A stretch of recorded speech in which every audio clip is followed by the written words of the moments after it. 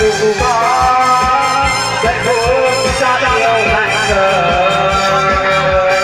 và anh đã biết em sẽ chẳng yêu anh đâu, anh sẽ không quên về thương em.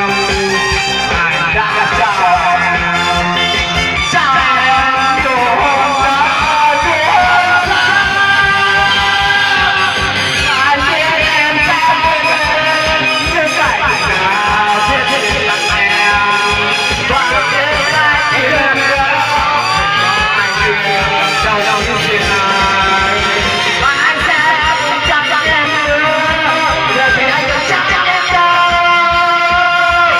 Cảm ơn em đã đến bên nhau tình yêu sẽ không thể ngừng.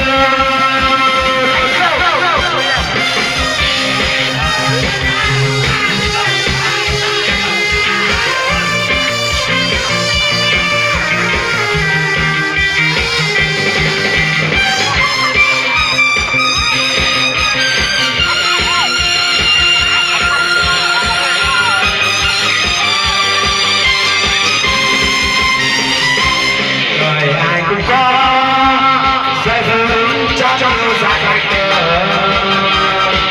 và anh đã biết